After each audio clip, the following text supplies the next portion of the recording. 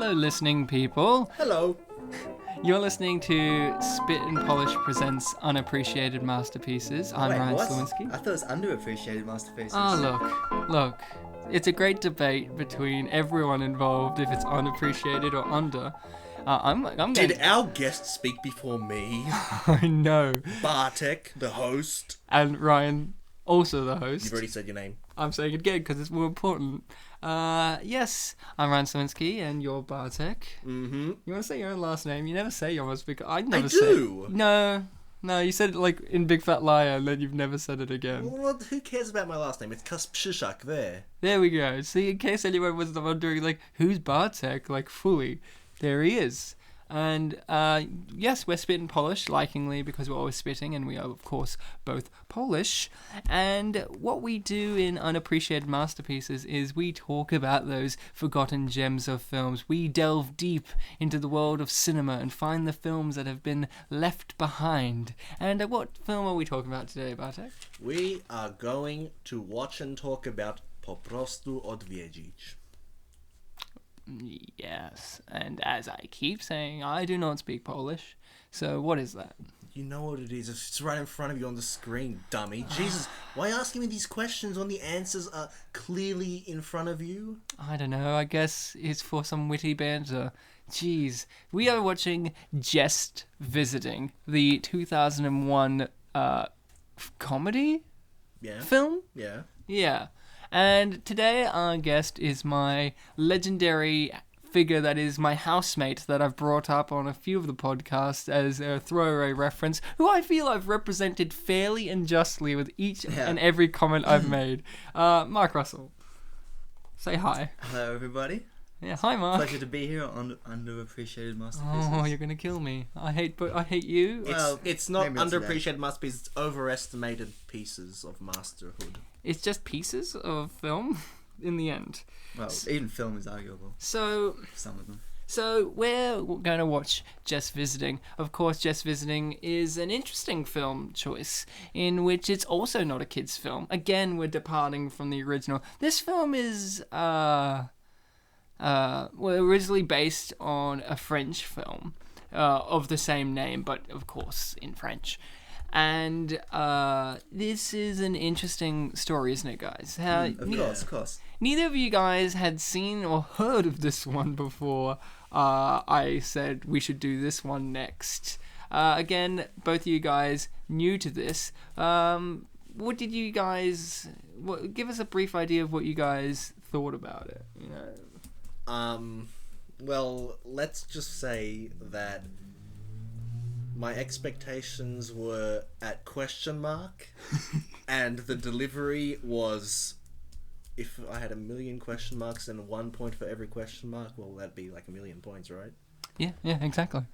And what about you, Mark? Well, the movie itself wasn't bad, but I find the backstory most interesting. You see, this film was actually made in the 11th century. I knew it. It's a historic piece that very accurately represents our time, but made nearly 1,000 years in the past. Yeah, and of course, it was only recently discovered by the director. Oh, in yes. An ancient castle. I love it. Yes, of course, this film involves the idea of time travel. Now, is this the first film with time travel? Yeah. Yeah. Yes. Isn't it a brave new world we're living in? Yeah, I can't believe the previous 3 films didn't have Look, time travel. That's what's lacking in the previous 3 films is time travel. That's Personally, true. I think Kangaroo Jack could have used some time travel in there. But yes, we are going to plot on with Just Visiting. I'm going to start the film in 3, 2, 1, play. Alrighty, it's just We're still on the menu. So start the movie now. Now I've got the warning. yes, we've got the title happening right now, and once the numbers come up for the actual amount of time that has passed, I will tell you. It was saying something about use in prisons What? in the It warning. always says that. Yeah, in the warning, It's like always schools, like prisons, whatever. yes. But prisoners shouldn't have any. So we are exactly now Neither should 6 children, but seconds schools in. still get it. Yeah, I found this title very confusing because it had like 1885 or something, and I'm like, this film doesn't start in 1885, and then it's like the reveal of like the film company branch, and I was just like, what? It wanted to trick people like Mark who know the truth about when it was made. Yeah, Exactly. yeah. This is, okay, here we go. We're getting a narration automatically off the bat. Do you remember, like, the narration is just like the setup? You know what I love about it, Bartek? It never comes back. At any point does this narrator ever return, at least in the other films that had narration. Like Thunderpants, consistent all the time. And in Kangaroo Jack, it was at the start and at the end, you know, like beginning, closing. But this film is so revolutionary. It was just like, no, we only need it at the start. Well, I mean, the story is so complicated. If you didn't give the audience some narration to begin with, they'd be completely lost by this stage. Like, it's just so amazingly complex. Yeah, it's a masterpiece. It's like Lord of the Rings, I would say. Better than Lord of the Rings. Oh yeah, Tolkien. I mean, this is historic, and it was made 1,000 years ago. Nearly. Yeah, this is... Did you know this is actually a documentary, Yes. Bartek? I didn't. Yes, this is an actual documentary about a bunch of French knights and English people in the 11th century.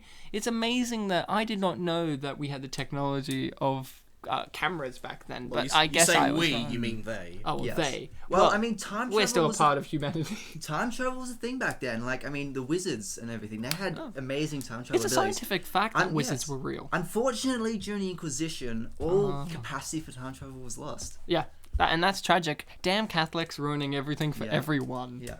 Yeah, God bless you. God bless. I liked when this first emerged, the creature. I was like, what is this thing? Is it a snake or a newt? And then it emerges. It's a dragon. It emerges to be a dragon. Yes, a dragon.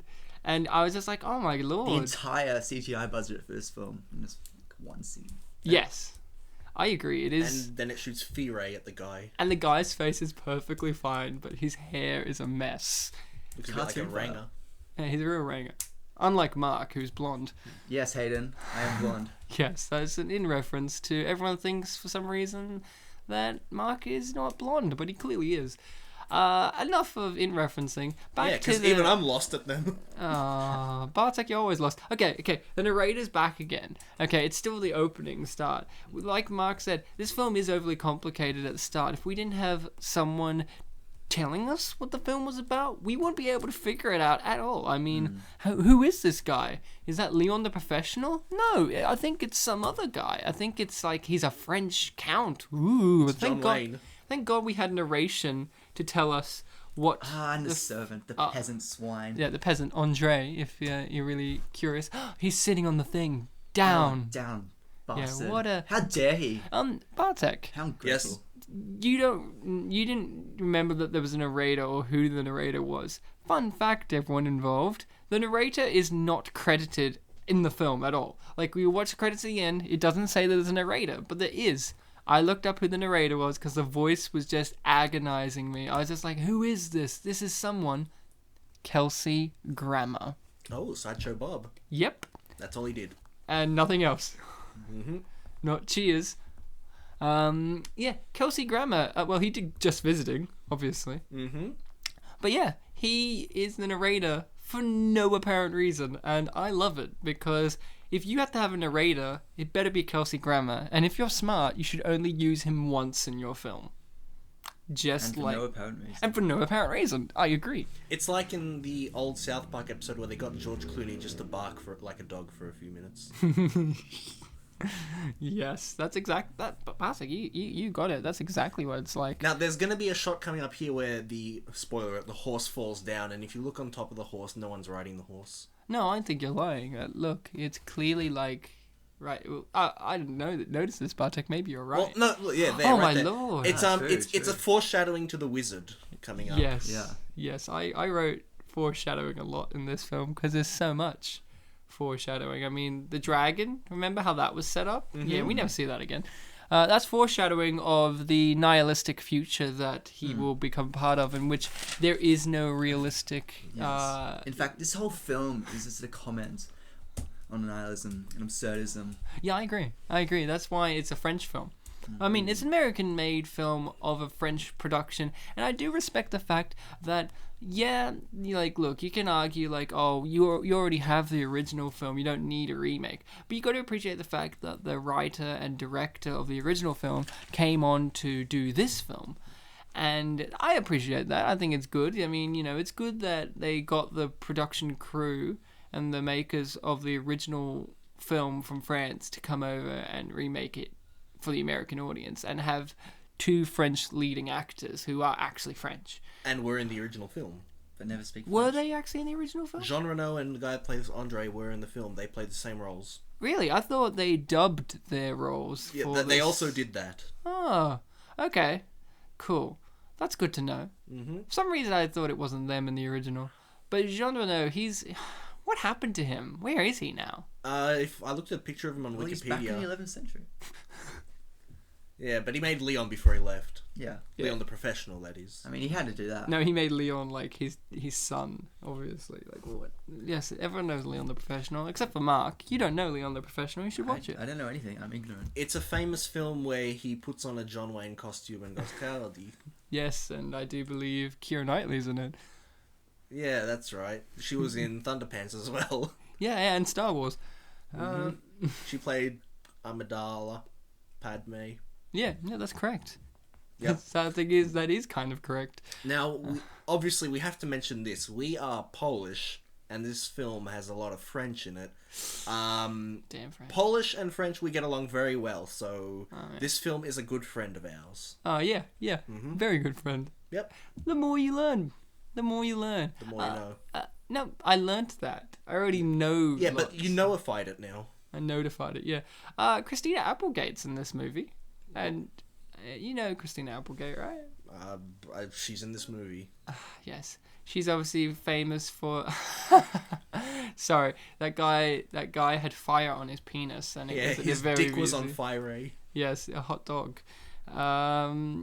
Which is a foreshadowing, because later on, he eats hot dogs, if you do remember. The servant, the peasant. Yeah. So that guy's hot wiener is a reference to the future. So foreshadowing. They didn't want to be obnoxious and have Andre's hot dog be on fire. Yeah, no, exactly. It's a civilized film. No, Christina Applegate's most famous for Married with Children, and I guess Anchorman as well when it comes to films. And she's in this movie, and it's like in that in between time of when she's figuring out she's no longer Kelly Bundy from Married with Children, but she's yet to be like a film comedic actress, and this is her attempt. What genre would you call this film? Historical documentary. Yes. Bartek? Sci-fi in a way. Like at the time it was made, it was a sci-fi. The tone that they give, that you're right, Mark. The tone that they give it is more sci-fi fantasy. I see. I just don't see it as sci-fi. I just see it as fantasy because Well, it's all no, 'cause- magic and dragons. Yeah, but I mean, But there's any sufficiently advanced science is indistinguishable from magic. Yeah, and there's a scene later on where what is it? They flick a switch and lights come on. Yeah, that's witchcraft, isn't it? Though. No, it's sci-fi. No, it's No, witchcraft. the fantasy is the wizard. Sci-fi is the fact that you can switch lights on and off. But here's the thing: the wizard's using science later. Yeah. Spoiler. So that's There's a wizard in But this. that's chemistry. I'm talking about technologically. Respect to chemistry. Oh, Whoa! What's happening to Jean Reno? I think he's got a wicked case of regret. This is actually one of the best scenes. It really is. This scene is from the Australian government when they made those eat 5 fruits and 2 veggies a day thing. Yeah. Oh, references. Yeah, that's from all the Australian guys who grew up in the last decade. You probably saw that on TV. Yeah. Oh my god. Less- You know what it reminds me of? I don't know, Mark, if you remember, but Bartek, you probably do.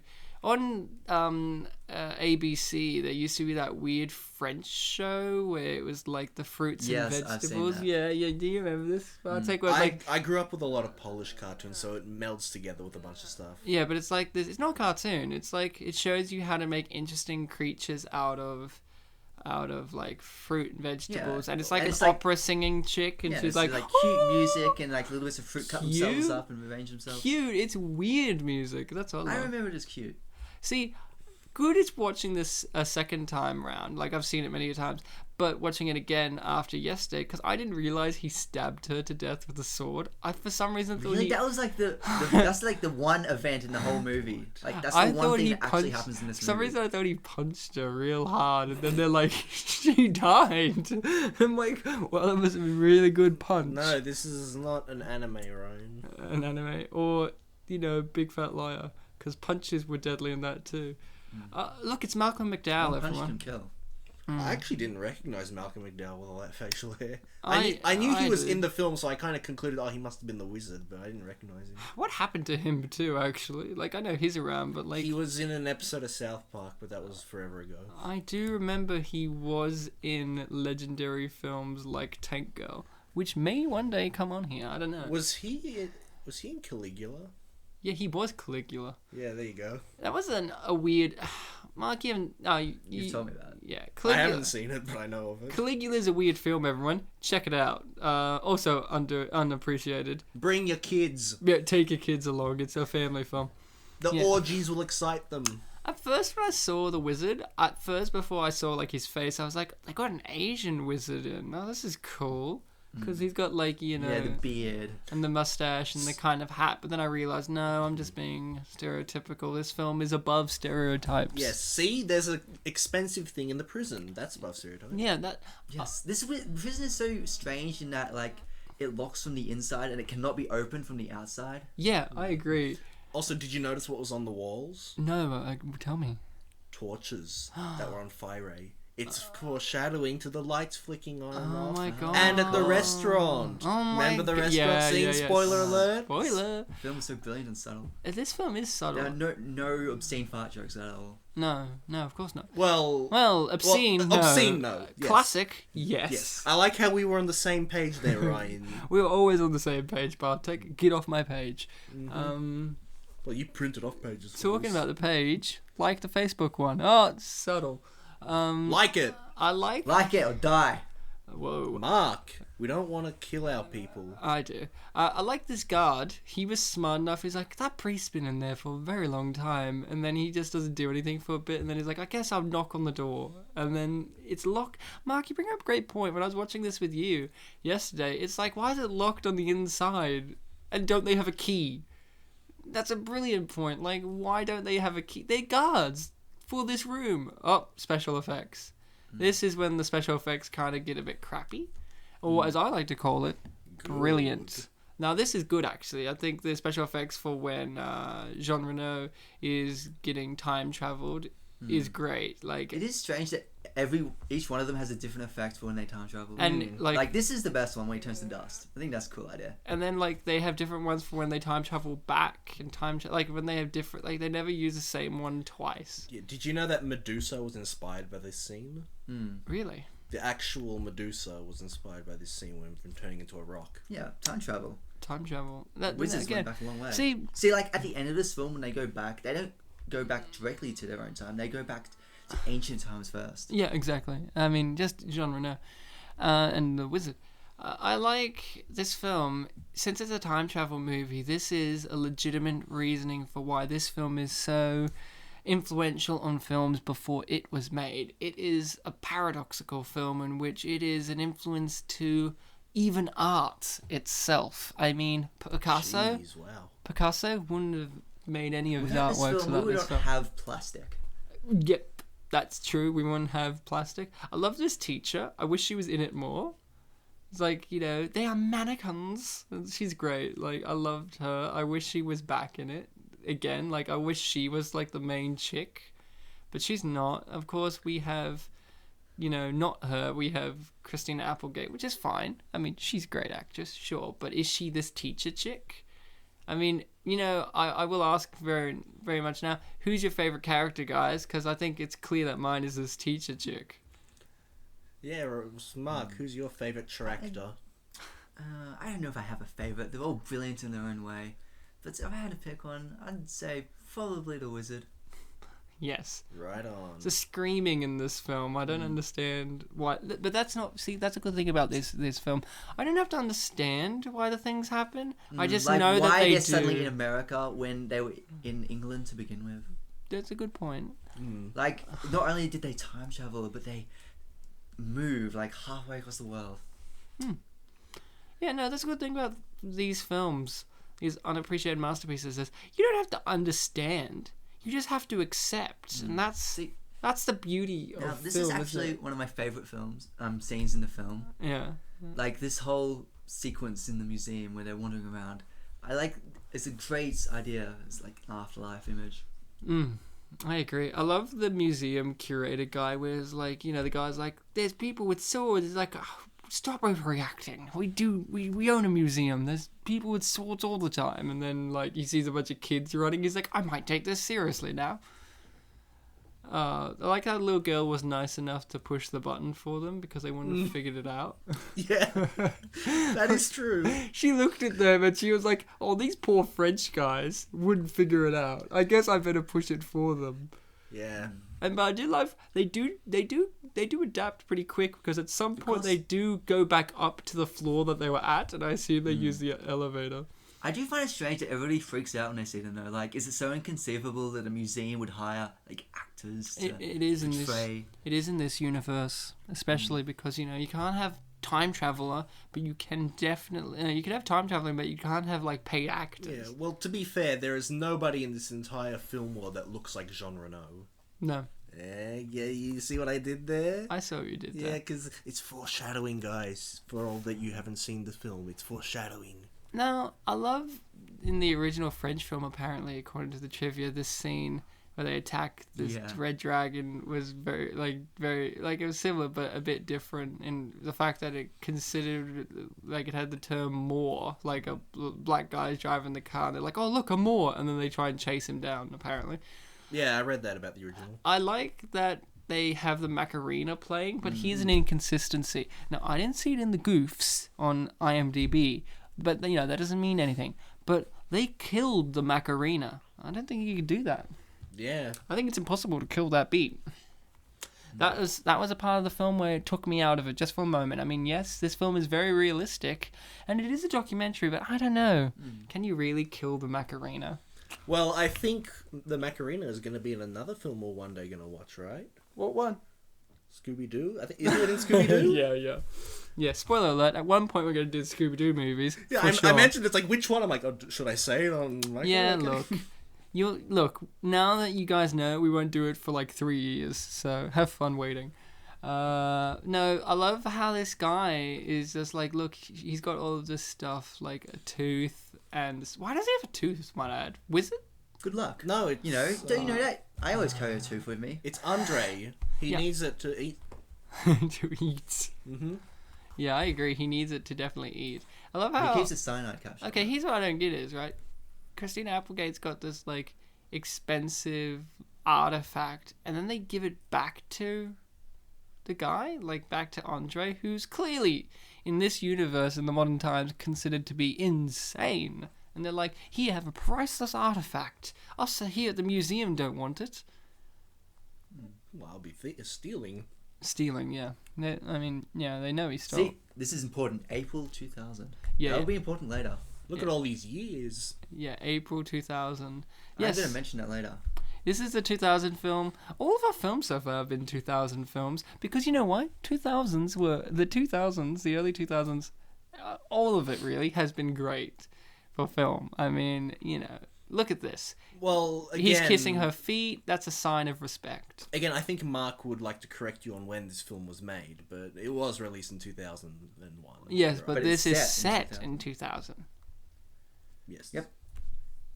That is correct, Ryan. Good job. Gold star. I get a gold star from Bartek. Huzzah!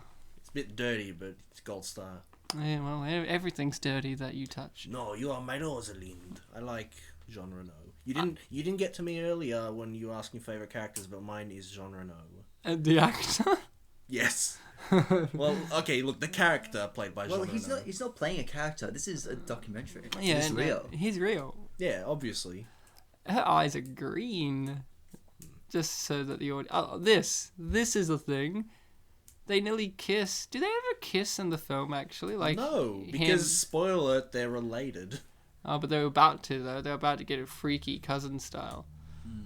And they beat the living Christ out of him. For what? Police brutality. Brutality. What did he actually do? Look, Well, to be fair, that's the worst it gets in this film. Yeah, I love how... No, I don't know, Bartek. Is a gun ever the fired? film gets a lot worse than this. Yeah, like, there's a lot more brutality later. I mean, he, like, spoiler alert, he kills a guy at the end of the film. Oh, yeah, more than one. It's like a massacre.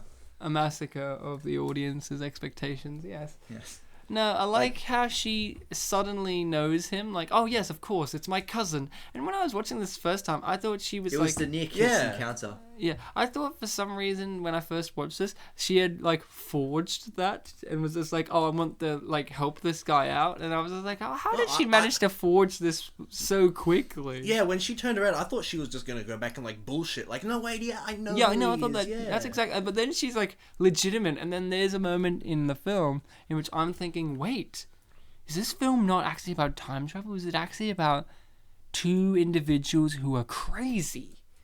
How would No, that would be too clever. No, not you mean not clever enough, because this film is so clever, Mark.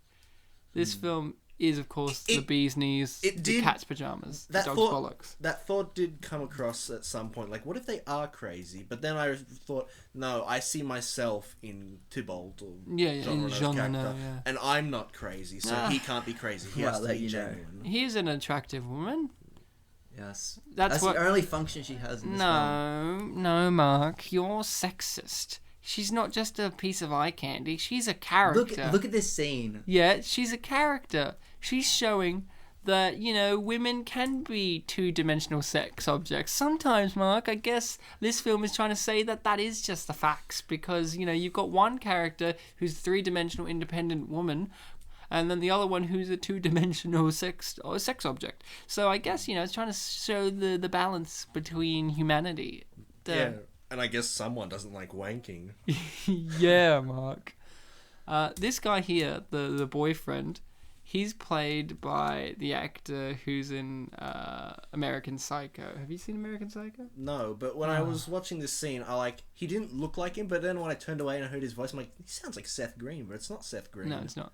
He's in American Psycho. I think his character's name is like Luis or something, and he's like the businessman who's like the effeminate gay guy out of the group who's very kind of awkward all the time and nobody likes him. And here he is in this film being so likable. He was probably, you know, if the teacher chick wasn't there, he's probably my favorite character. He's up there with me. He's up there. I mean, look at this. Ooh. Although I reckon Seth Green could kick his ass. I don't think so. Seth Green's pretty short. Yeah, but that means that he can attack lower. Yeah, but that means this guy can just kick him in the face. Well, he's not that short. Seth Green's pretty short. I mean, not... No, I know Seth Green is short, but he's not that short. He's not, He's not the chick from Big Fat Liar short. Amanda Bynes? No. In Big Fat Liar, I know, we keep going back to our previous ones, but in Big Fat Liar, the receptionist that was obsessed with dog dogs, lady. She was as tall as Danny DeVito. Oh, right. He's not as tall as Danny DeVito. He's taller. Not as short, I meant. Oh, this is a good scene. This is a great scene. This is like the shock of modern culture shock. Yeah. It makes you think about your life. It makes me think. That's a comment that this film... Oh man, did you hear the top tier papers? Yeah. Mark's looking confused, as always. Mark, this film is confusing. Yes. I had to take notes to try and keep the storyline straight.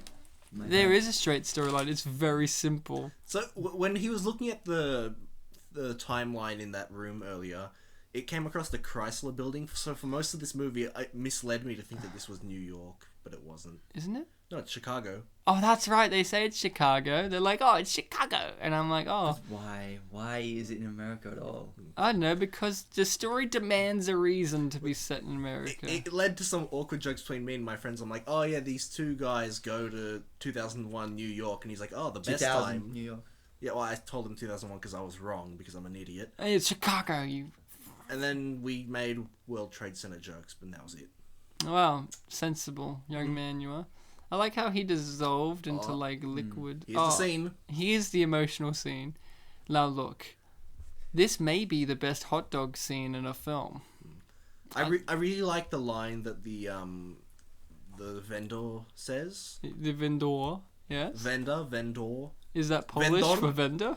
No, I don't know what it is in Polish. What am I, Polish? Yeah. Yeah. He says, you like to eat hot dogs. That's it. I like every kind of hot dog. Because Like every kind of dog. He's like, oh, I get it. You eat dogs. Mm-hmm. No, the guy talks again. Don't It's be peasant jokes. racist. He's just like, oh, he's French. I'm sorry. And he's like, very. Like, that was his response. He's like, he's French. I'm sorry. And he's just like, yeah, very. Now, this What does that- scene right here was the inspiration for in Thunderpants when Paul Giamatti rolled down the window. I don't think so, In man. fact, this inspires every scene where a character rolls down the window. See, it's kind of hard to say that about Thunderpants because Thunderpants influences everything, and everything can't influence Thunderpants.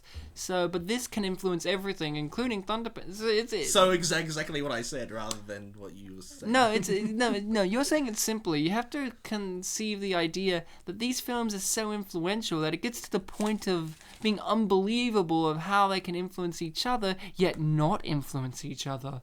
It is a tipsy-topsy world when it comes to film entertainment, and this film is an example of how complicated films can and will be. This is how original Ryan is. He didn't use the phrase topsy-turvy. He made his own one. What did I say? Tipsy-topsy. Yeah, because I'm Polish. We don't say things correctly. Did you notice that his license plate is his name? No. Hunter. Oh, because there's a hunter. I do like there's character development later on, which is I know what they you're gonna learn say. how to drive in normal speed and not be sick. Yeah. What? That's... Look, a lesser film, we wouldn't have even had this little bit in here. But, you know... And a slightly better film than lesser film would have, like, showed off that. Oh, yeah. Like, oh, look, they're not sick anymore. Yeah, but... Oh, this old lady... Oh, yeah, she's Yeah. Is she the... I was like, is she the same one in Big Fat Liar? I know she isn't, but like, in these films, it seems like old ladies that give you the finger and call you an insult in cars No, is a recurring theme for some reason. I think, first of all, I think that old lady was a bit younger. Second of all, I thought you were going to say that was that the same actress as the witch from earlier in this film. Oh my god, is it? I don't think so, but that's what I thought you were Oh, going to that say. would have been wise. She's... let's just say it was, because the audience will believe us. They'll believe anything. And they'll believe us all. So yeah, it was the same actress as the witch. Yes. Oh, look at this. Oh! Remember there's a dog in this movie? Jesus, that I they set up? completely forgot. One scene. They never... Oh, it's They Tara do. Reid. When it's... Well, that's a spoiler, so I can't say No, go on. No, haven't you watched the show? You have to say what the I have spoilers to are. say it. Yeah, then we complain about it. Yeah, go on. No, When's the it's dog not. back? When's the dog back? I don't remember, No, the actually. dog doesn't come back, but the dog's important because when he's the setting up... peasant eats the food. Yeah, the he dog's eats the food. dog food. See, that's Oh. This is a smart movie. Oh, here it is, Bartek. Oh, here we go. The sci-fi part of the film. Magic. You know this See, bit? unfortunately, we no longer have the technology to create night and day like this. Yeah, no. Unfortunately, There were we better just times. There were better we just have times. light bulbs, which aren't as good as miniaturized suns and Yes. moons. I mean, look at this. Okay, this scene reminds me so much of a 2001: A Space Odyssey. I mean, like the characters are just as human as the characters in 2001: A Space Odyssey, and that film is all about warm, touching human characters, as is this film. I like the part where HAL 9000 went to the disco with the monkeys. I like that part too. I That's personally like the part where Jean Reno appeared in 2001 and he was dressed as a French knight and he's just like, Je suis, have you watched Just Visiting? You should, it will be out in about 40 years' time. And then he leaves. Real talk, ignoring the fact that we watch unappreciated masterpieces. Underappreciated. You should be sorry. Yeah. Real talk. If we watched like any film, how would our episode on 2001: A Space Odyssey be any good? What do you mean? Because it's a very long film. It would be fantastic, but the problem is we have to talk about it just like anyone else does, because that film is an appreciated masterpiece to the general mass. So we're not going to do that one, guys. I mean, these films are being left in the wayside of humanity. Someone has to find these films and talk about them to bring them back to you, the general public, because someone made this. And that's a question I keep asking myself. That can you believe someone made this? Well, someone made a film before this, and Yeah, then they someone made made this it film. once, and then apparently it was so good they made it again. And they made it better. Better, yeah, I agree. I mean, we haven't seen the film. I but haven't seen the French one because I don't speak French. But this one is in English. Yeah, and I like English better. Yeah. No, It's much more convenient. that's okay. Woo, us three here were all, part of the arts or creative arts or whatever. Mark, you do writing, and Bartek and I, we act and do our own thing and whatever. Does films like this, do you look at them and you just go, wow, well, this has already been made. I guess I can't. I guess I shouldn't try. Like, people, Bartek and I, we're actors. We look at this and I'm like, well, Jean Reno's already acted in the best performance anyone could. I mean, there's no point. Yeah, It's there's so certain hard. things I read or watch that I'm like, Like wow, this? now I can never do that because I respect it too much to copy it. Like, I You mean, can't copy this. No. This film, Schindler's List. Yeah, no, this is- Sophie's Choice, of course. Sophie's Choice, of course. Just this movies I respect too much to copy. Yeah, I mean, this, like, for me, there's two sides of the coin when it comes to this, which is one side where I kind of don't want to do what I'm doing anymore because there's already great pieces of work like this out there, and then there's other times where it motivates me. It's like, if this can be made, I can make something too. Yeah, while you guys were fucking yapping, that's what I was going to say. You get inspired by this film. But we to can't make- always be as positive as you, Bartek. But you have to try. You have to strive. Look at that picture. Was that a dick? No. Well, like, why was You it? mean the character or the picture? There was a picture in the background. It was a picture of Bartek, and he just thought penis, and I agree. Well, I'm not going to believe you until I see it again. There it is. It's not a dick, it's a mountain. It's Where's the clearly dick? a dick. You're a dick. Look, it's a toilet. Your pee comes out of a dick. No, If you're a boy, or if you have a pee pee. Yeah, which he does say, like, wee. He's like, I get He it. That's, does. say yes. He is gonna shit easy tomorrow. Yeah. That scene's a fantastic scene, but it's not here yet, That so is- that's a spoiler alert. That is the thing about this movie I do appreciate, is the adult humor in there, because, again, I have to ask, who is this for? Us. Yeah, no, but, For like, the future. yes, for the future. But, like, what audience is this targeted at? Because it very much reminds me of Kangaroo Jack in the way that it's not for kids, but it's not for adults either. And that's what's perfect about it. It's for everyone. That's what I'm trying to say. Everybody and nobody. Yep, exactly. That's what this film is so good at, Bartek. It incorporates the nihilistic themes in there, because this is for no one, yet it's for everyone. Yes. Which is why it's set in America. Yeah, it's very It's existential. the world center of meaninglessness. Well, the World So, Trade Center was yeah. gone by this point, but... So I assume that the French Wasn't it film... since in 2000? Oh, yeah, So sorry. I assume that the French film doesn't have that deep of a message. It's French. Do they ever have a deep message? No, they do not have a deep message. Unless it's Jean Reno. What's the original French film called? Like Les Visiteurs? Yeah, Les Les Visiteurs. Visiteurs. Which is Visiteurs. the visitors? I don't It's care. the visitors, I know that. This is just visiting. Because they're just visiting America? Because it's like the typical culture shock. Oh, here's the thing I don't understand. There's Chanel, right, Bartek? That's perfume. Yeah.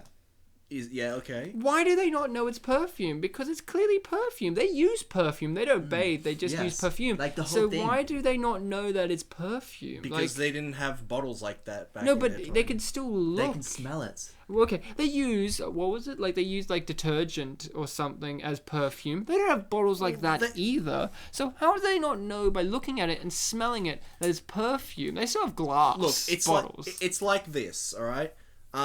They come to the future and they have a conflict of mental interest.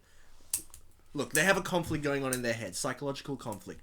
On the one hand, they know that there is a lot of new things in the future and that they don't understand it and that they should try and comprehend it in any way they can. On the other hand, they cannot let go of their perspective. Like, another thing that happens in this film, Hunter and Julia, they keep putting them in these new rooms, like even right now, with things that they've never seen before, and just go, okay, this time no misunderstandings will happen, it'll be fine. So it's their conflict of, should I experiment with this and see what it is, or do I just assume it works by the laws that I know? That was emotional. Well, That was a roller coaster. It was just subjective. Oh, I wasn't listening, so can you repeat that? No, don't. So it's a conflict of psychological conflict. No. It's not a conflict of interest. Fire. Yes. This scene is interesting because he's just like screaming at her in a French accent, and then he blows his horn. And the other, where did he get that horn? But the other guy, like the boyfriend, he's just like, "Who is this?" And it's like, oh, he hung up finally. It's like he doesn't know it's the guy in his house, the one with the thick French accent, but also he can't hear the horn. So that must mean that this house is massive. They are rich. They are rich. Is he wearing a crown? He wore that in the dining scene as well. Yeah, I know, but do counts wear crowns? I thought kings only wore crowns. Or am I just I'm not fully up to date with the medieval system of France. I don't think it's medieval times. He was marrying the current king's daughter, though, wasn't he? Yeah. Wasn't that the whole thing? Yeah. That was the plot. Oh, yeah, the plot.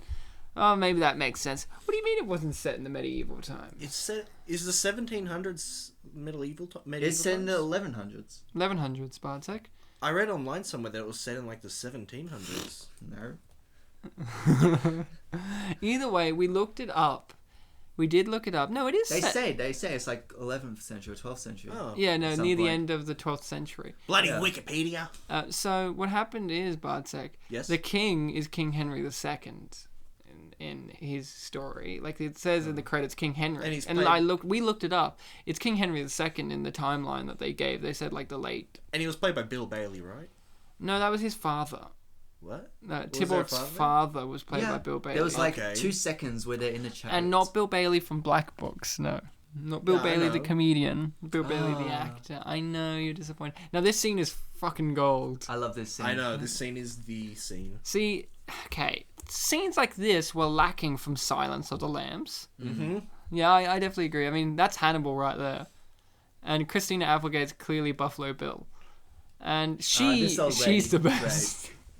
She's also a contender for favorite character because I like how she analyzes the situation. She's like, well, that's happening. I better join in. It looks like fun.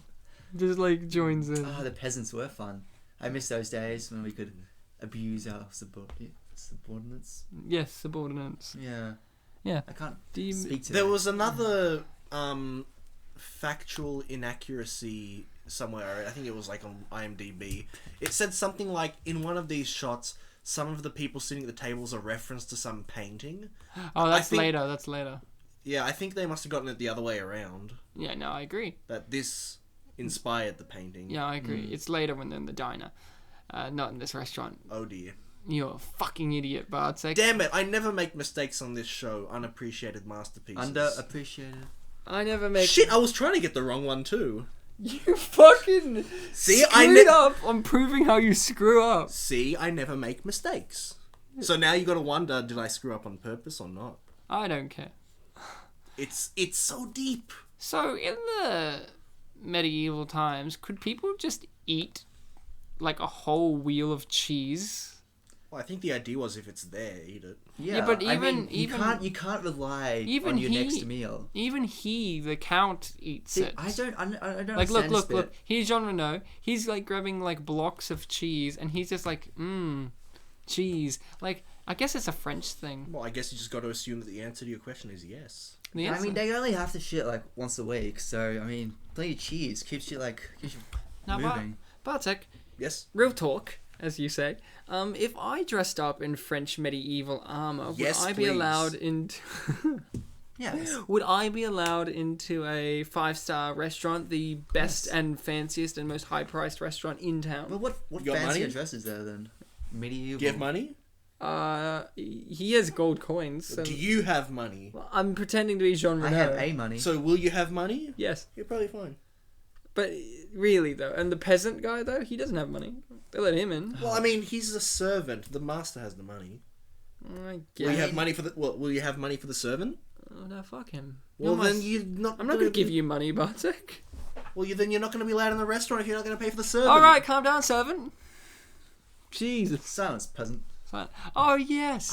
I don't get the scene like why the peasant was being so rude. Like, shouldn't he know his place? Why was he being so obnoxious? Because he taking was food? arrogant because he was given a chair. Yeah, and I love how See, you should not allow them to have chairs. If you give them the chairs, he has to make pee-pee.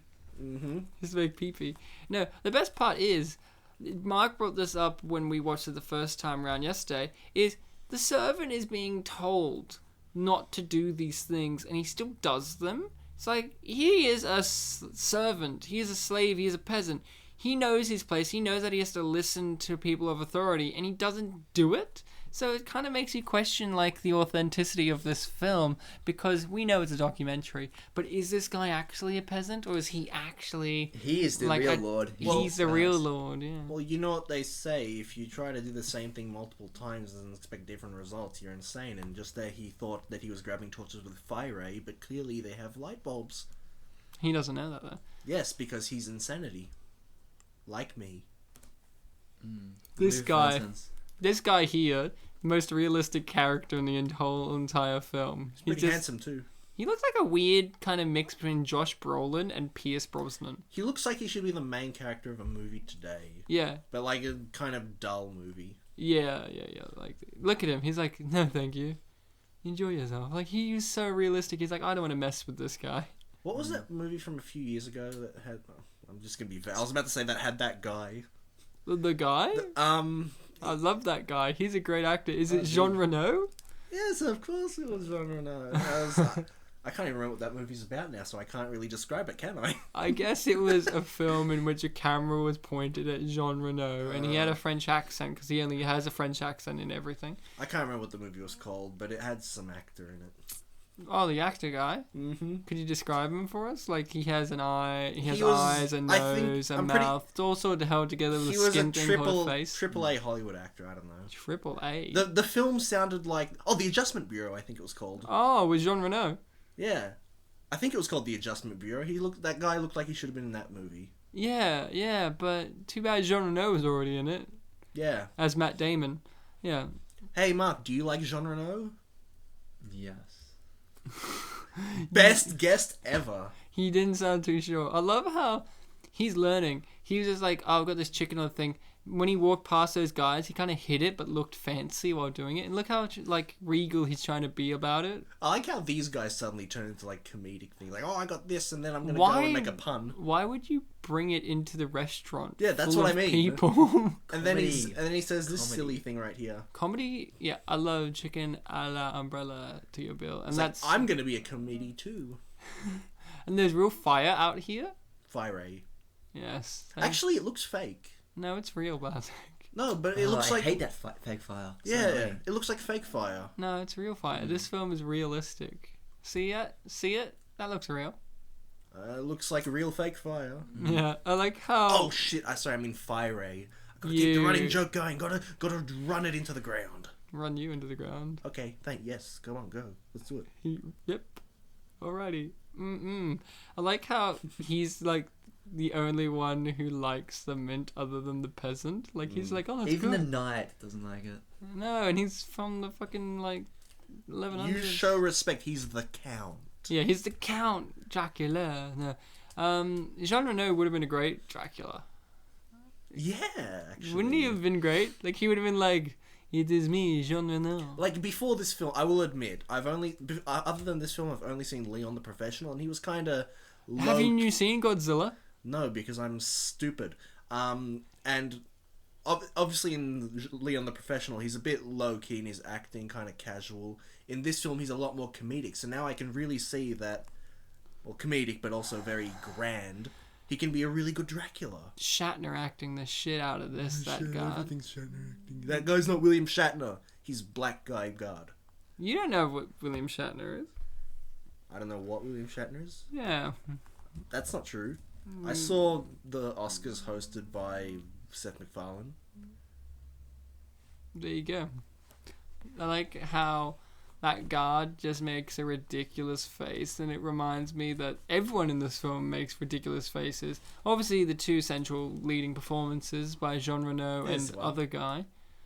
But when you were a kid, did you ever think that people were trapped in the TV? Of course. No, but My when you... family went through several TVs, and I was trying to get them out. No, I had the thing of... I managed once. I freed them. I had the thing of Where they what... went.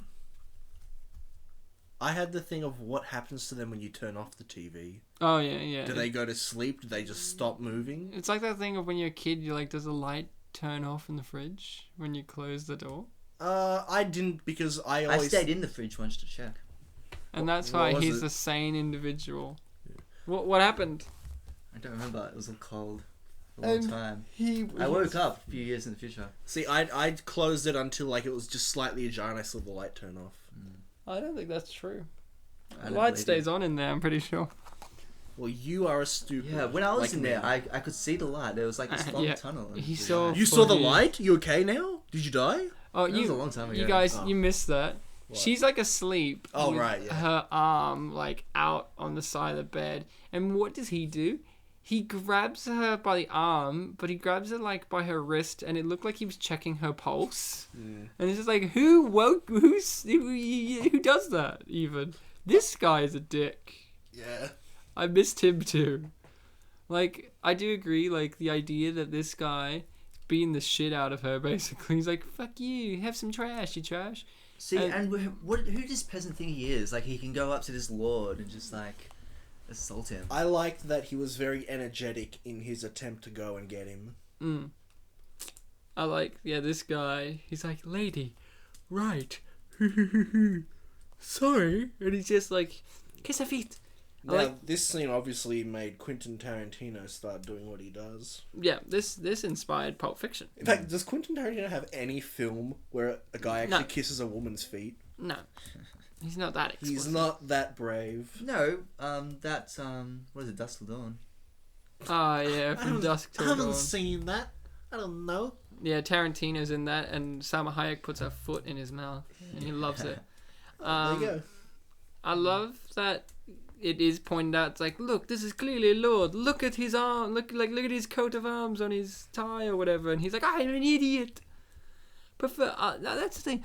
Who is this for? Because And why did that guy not call the police? Because he's a fucking idiot. Because the police come at the end of the film, Mark. You know this. Still. Have you not You seen still the film? know it. Have you not seen the film, Mark?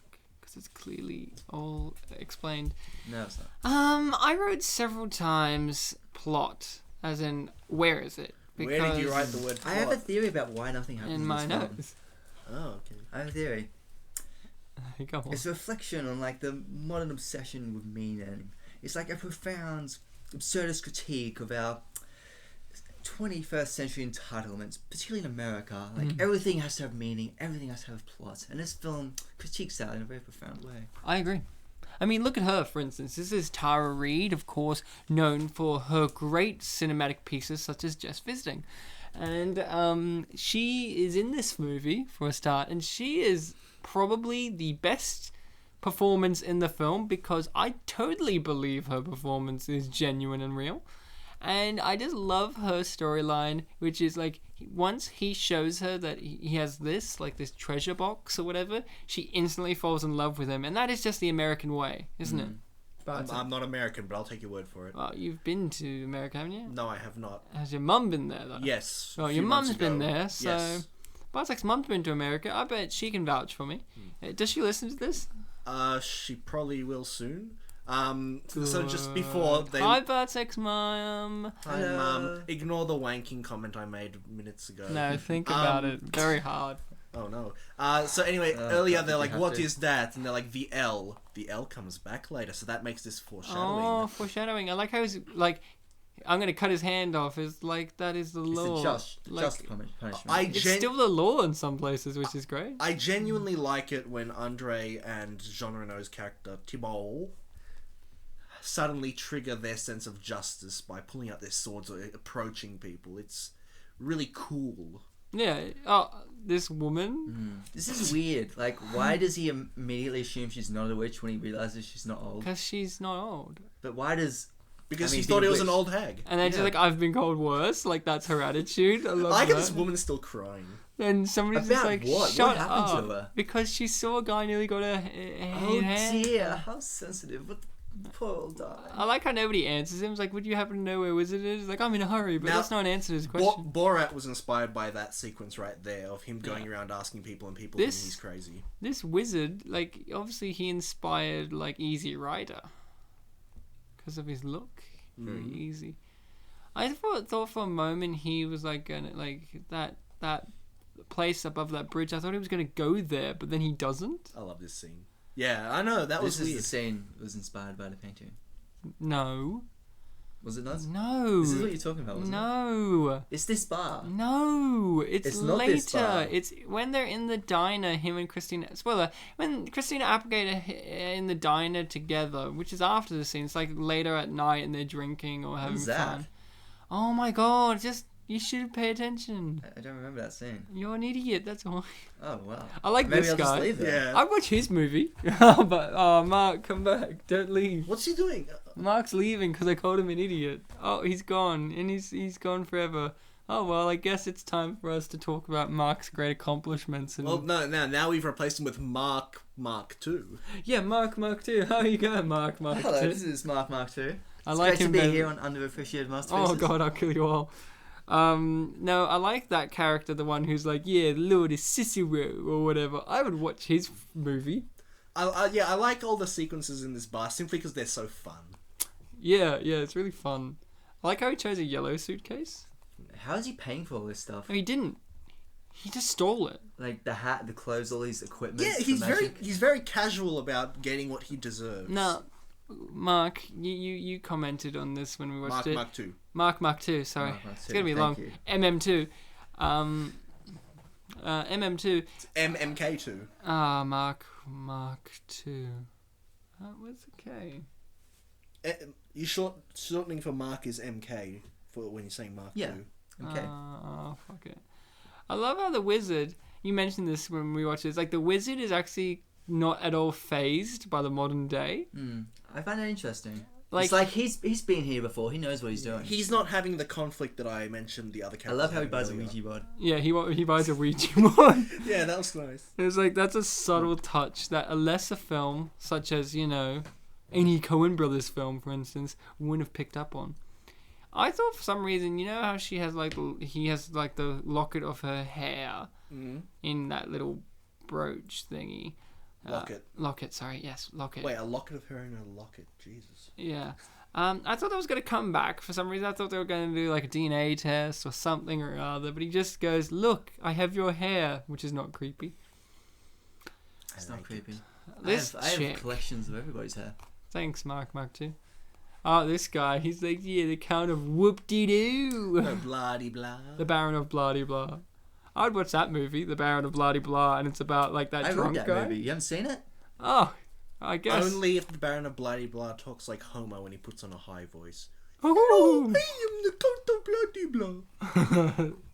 Blah-de-blah. Welcome to Unappreciated Masterpieces featuring Bartek's impersonations of Homer. Oh, but Marge. Alright, stop. I like the old Homer voice where it's like, "Get over here, boy." When he sounded like he was really drunk. I like, how he's like my great granddaughter, and she's like my grandfather. It's like, where's the great though? Yeah. She's dumb sometimes, but she did play Kelly Bundy, so I guess that's Who is smarter, her or Monty from Big Fat Liar? obviously the mum from Thunderpants. That is correct, 110%. 5. And nobody from Kangaroo Jack. Kangaroo Jack. thank you. As you remember, it was clearly stated the main characters were retards by Michael Shannon. Michael Shannon. Does that make Michael Shannon the smartest one then? No. Well, he's the only one brave enough to say who's smart, who's not. Yeah, that's true. Oh, see, we're going to get up to it eventually where it's about that painting. But, God, guys, just because they go to any bar, it doesn't mean it's a painting. Look, there are people. Is this a painting? Harold's Chicken Shack. Is that a reference to Harold and Kumar? Harold's Chicken Shack number 62, it said. Oh, my God, there's 62 of his shacks? Yeah. That's pretty... Oh, the 21st century girl line was... Yes, uttered that really pissed me off.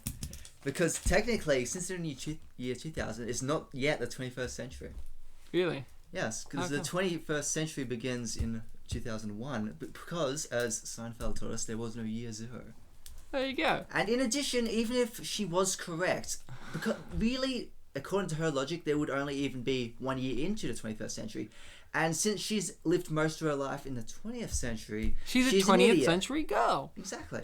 I personally love how when he opened the door to greet Malcolm McDowell, he was already pissed. Like, what happens if the wizard wasn't in there and he just, like, walked in and there was, like, an elderly woman and he, like, choked her? Like, he walked in there I reckon, prepared to rip someone apart. What happens if it wasn't him? Jean Reno would Well, he apologizes and leaves. He would play it cool. He would definitely play it cool.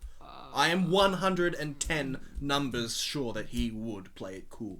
Because he is cool like me. This annoys me as well, this bit. You'll see his boots and his hat.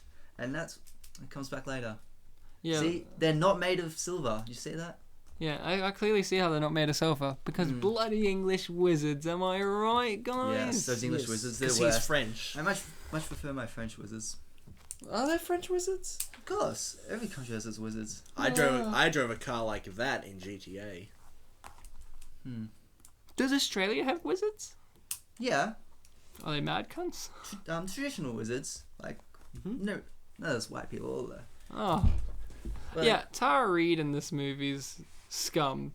She really is. She's like, yeah, look at this. let's sell the ruby. And I love they go to a pawnbroker's and the chick behind the counter is from Orange is the New Black, interestingly enough. But she actually gives them a reasonable price. She's like $25,000. I would have given them $5 and told them it was fake. Yeah, I was like, oh, I'll give you a buck. And instantly they go on a spending spree. Like, this is the American dream.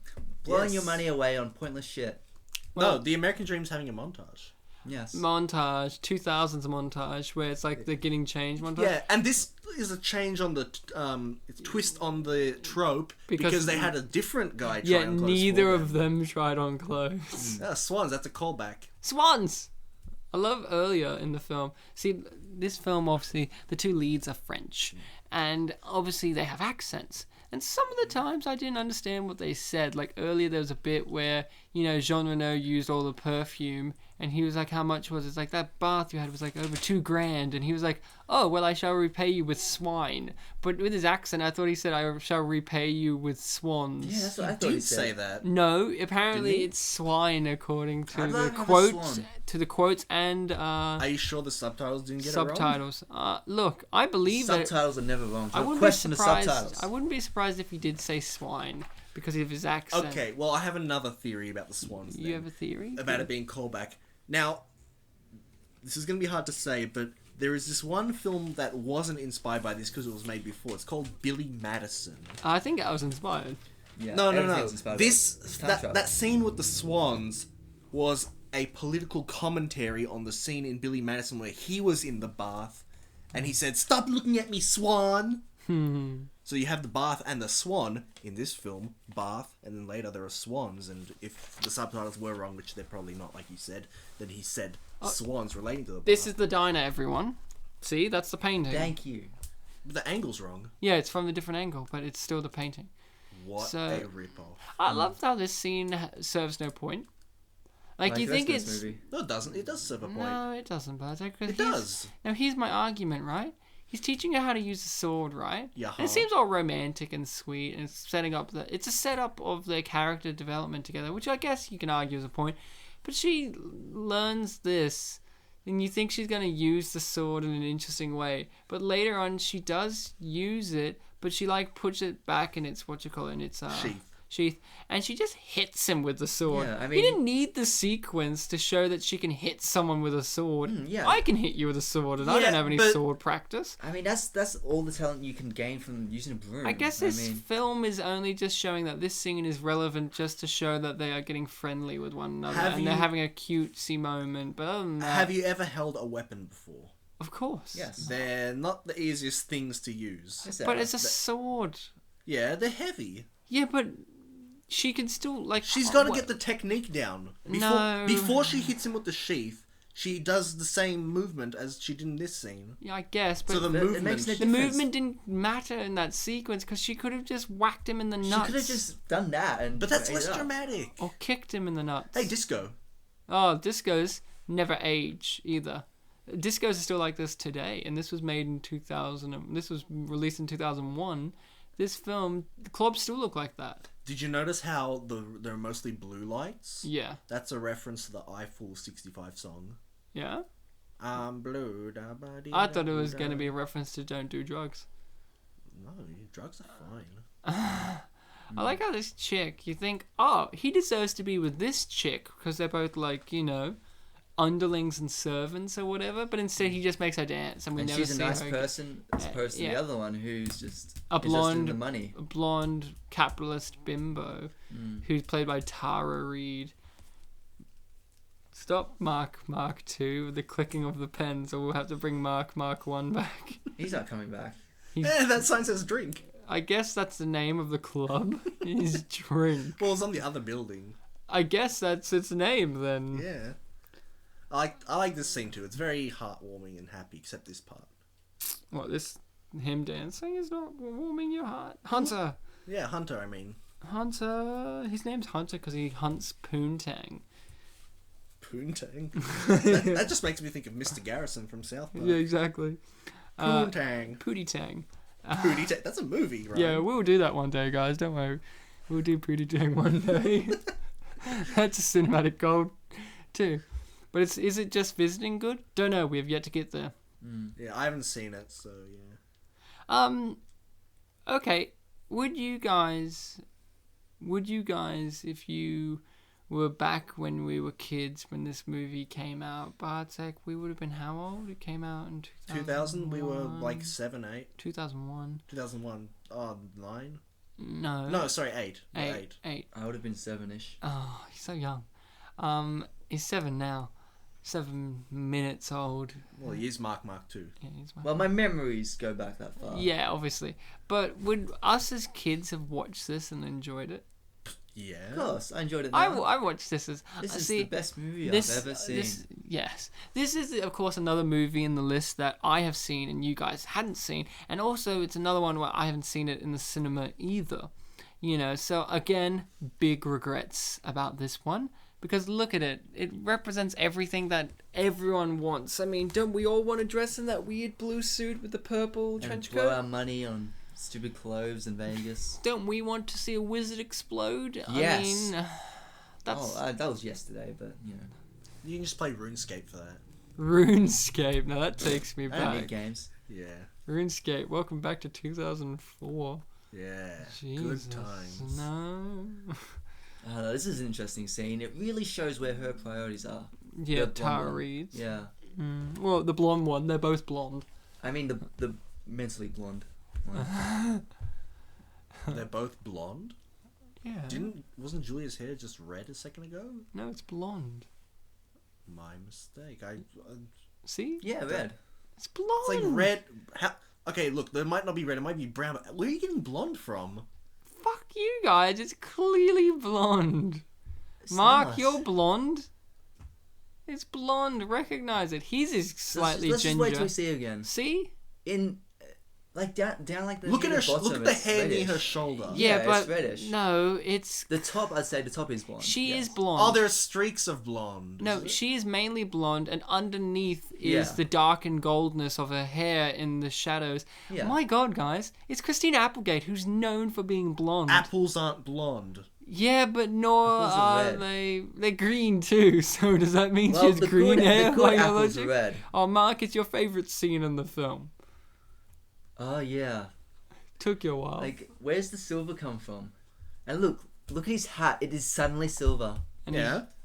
but it wasn't silver before. It's got his donut on See, it. now this scene inspired the Iron Giant. I also thought it inspired Terminator Terminator 2. 2. Yeah.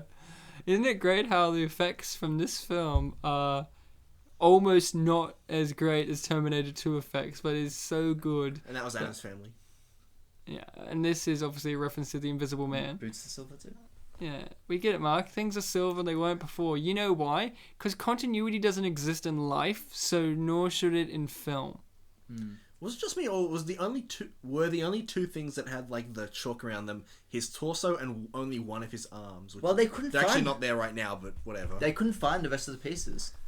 Yeah, I mean, fair police enough. incompetence. It was dark. They can't even catch a guy in medieval armor. Police incompetence. Well, I mean, he's fit True. And he had a horse. and handsome. And my God, does he know it? Yeah. Well, he does now. He's listening to this show. Yeah, if anyone who made or was a part of Just Visiting listens to this, which I hope is the case, drop us a line because I would love to hear It's going to more. be Kelsey Grammer. Of course, it's going to be Jean Reno. Those eyes. I hope it's Jean Reno. Look at those eyes. You know what? I'm going to make a bold statement. I think Jean Reno is a pretty sexy looking guy. Haven't I already been saying that for the past however long we've been watching? I think you've just been saying he's a cool guy. Yeah, cool and sexy. It's hand in hand. Watch out, you'll grow fur. You should use it on your fucking head, mate. Jesus. Yeah. No, it's a fact. Wizards need to be bald on top. Do they? That's discrimination, Ryan. I didn't say it. Hmm? Mark said that. No, I'm talking about he needs hair on his head. Oh, Maybe he doesn't sorry. want hair in his head. Oh, so I actually didn't hear what Mark said. I'm sorry. You should pay attention instead of drinking It was water. my revenge against him for not listening to my speech earlier. I don't listen to your speeches. I make speeches. I don't listen to yours them. either. I don't listen to you, Mark. Well, you guys live together. Are we even having the same conversation? Like, Who are I don't you? know what you're talking about. Mark, What is this? too. Where am Look, I? I like RuneScape, okay? Real talk. Who's your I like favorite trains. Jetson? I mean, come on. The maid, obviously. Maid, obviously. I mean, He's got a case of maids. That's a meme for now. Yeah, Yay. I've got a serious case of Jean Reno in my pants because I am about to bust out old French style. Hey, let's make Flintstones references now. No, fuck that. Yeah. Yabba-dabba-doo. Oh, that was a reference to the Flintstones. I thought it was a reference to Just Visiting, the podcast. Oh yeah, it By is. us. The podcast adaptation of Just Visiting. We are here from the future. That's Oh true. my god. Guys, could we do a podcast in which we just read the entire film script? Read or reenact? Reenact. Yes. Oh, well, Come reenact. on, let's do and this. I'll be Christina Applegate, where it's like, hi guys, I'm clearly blonde. Lady Can you see Julia, how blonde I am? if in you'll this allow scene? me, It's so obvious So I'm Hunter's clearly sister blonde. left this last night in the house of the troubadour. No, we can't do His it now. sister. We have to, and Hunter you have doesn't to, have a that's sister. our French accent, mate. You have to be like, ooh I la can't- la, it is me, I am French. Oh. Spit and Polish presents reenacted masterpieces. Yeah, reenacted underappreciated masterpieces. Underacted monster. Ah, you said underappreciated. I know, because it's different, because we have to Yay. differentiate it from unappreciated Whoa, did you see that masterpieces. coffee? He was shaking the table so much that the coffee went all crazy. Oh my god! I don't like coffee. I don't like it either, man, but you know who does? Jean Reno. There it is, it's crazy again. Oh wait, is it a potion or is it no, it's a potion looking thing. I liked how Malcolm McDowell is in this film. Mm-hmm. I just can't get over that he's in it because he's Malcolm McDowell. But outside of Clockwork Orange, I mean, he hasn't been the, he's been too good. Like, A Clockwork Orange is okay. His cameo in South Park was fantastic. What, was he in South Park? I He haven't introduced watched the episode that was Pip Great Expectations. He had a live action thing at the beginning. He introduced the episode. it. Of course. You know what we haven't talked about? Farts are in this film.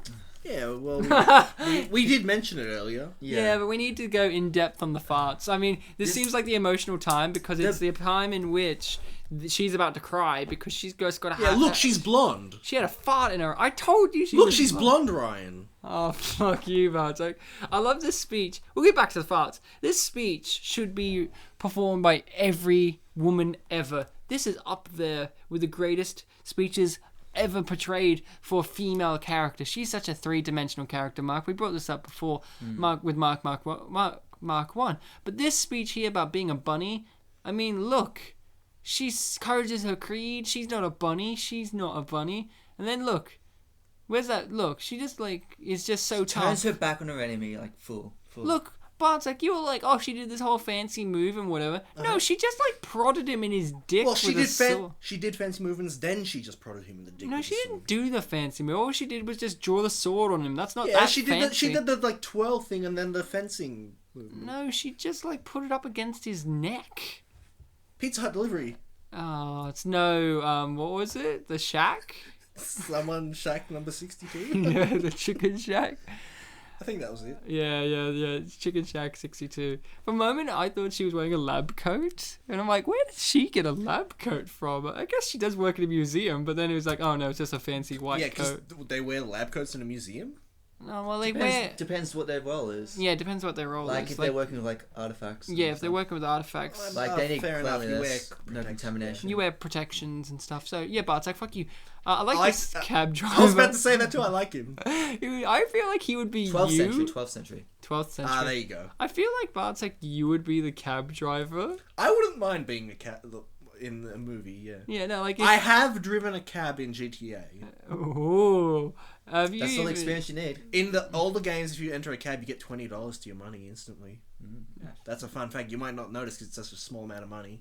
I thought you get money taken away for using a cab.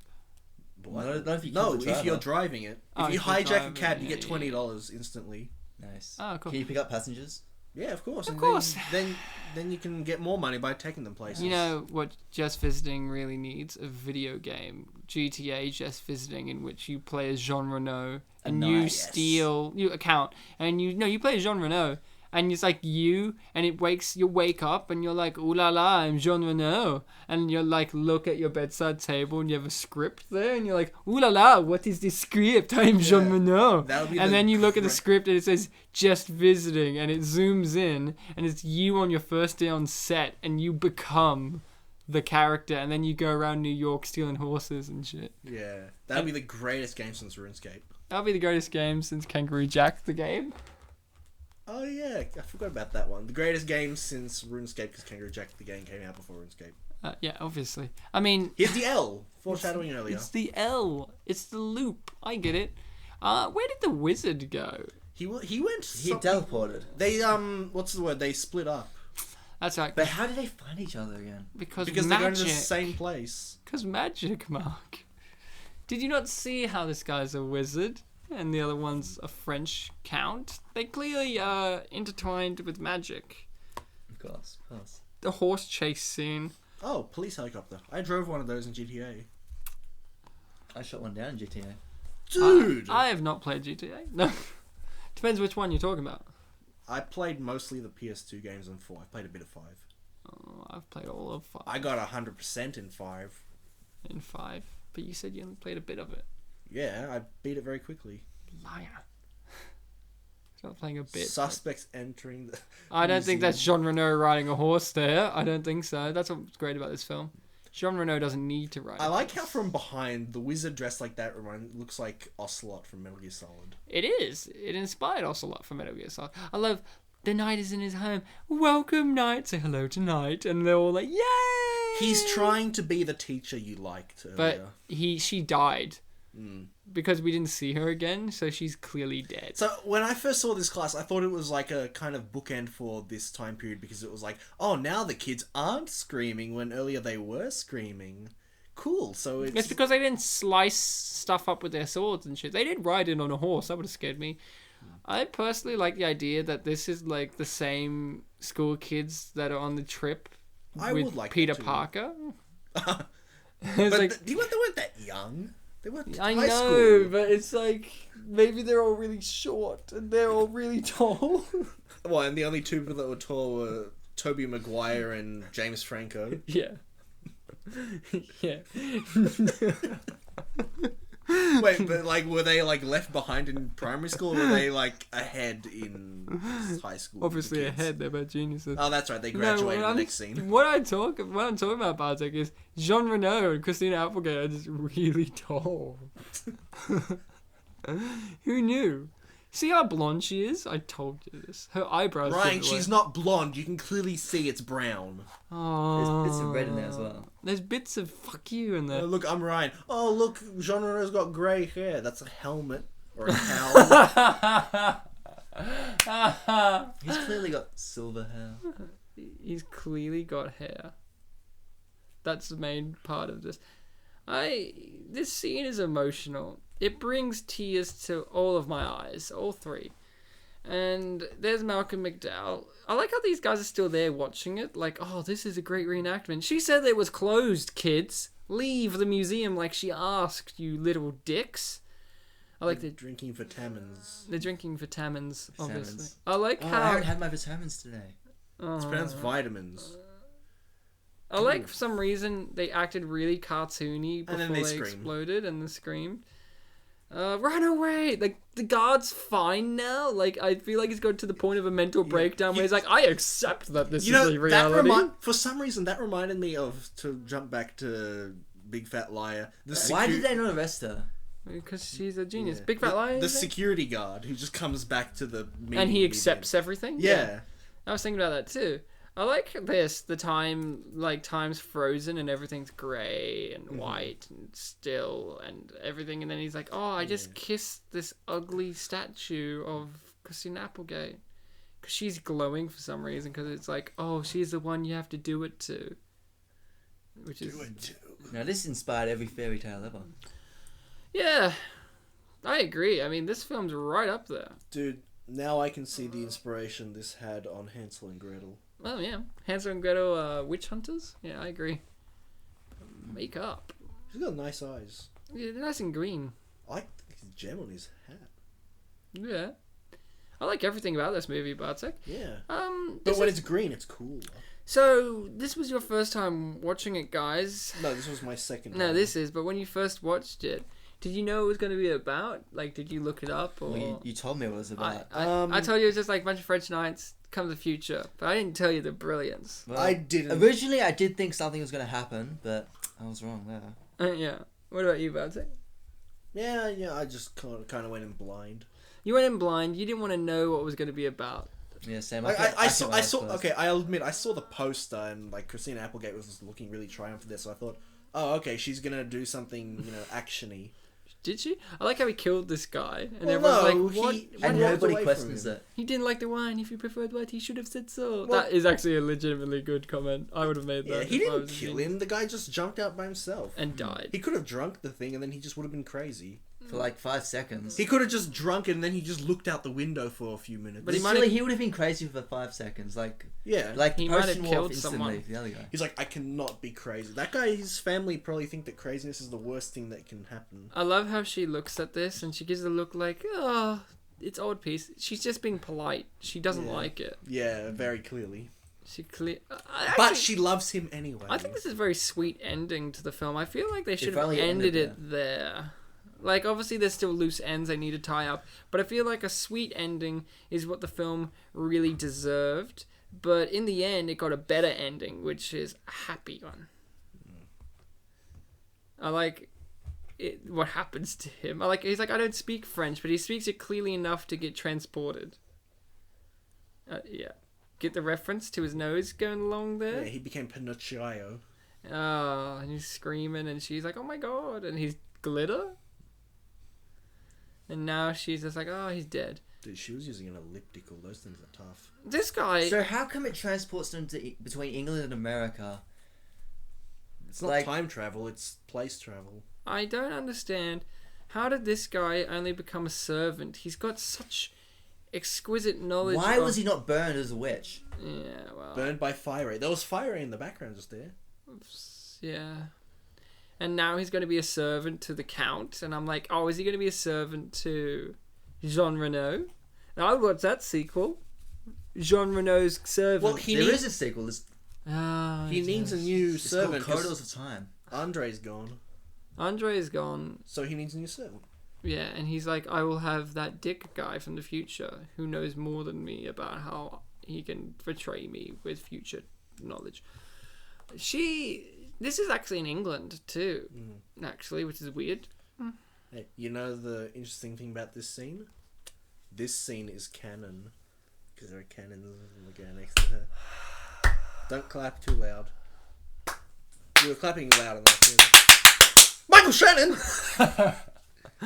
I like how, for no apparent reason, they have to shove in that she has to have a romantic love interest Yeah. at the end. Well, Like, I mean, they make that. Yeah. That's the beauty of this film. They set up that she's not a bunny. She's a three-dimensional female character who can be her own independent woman. And of course, that can only last for a short time because all women need a partner or a romantic interest to keep them satisfied. And that's what I've learned from Just Visiting.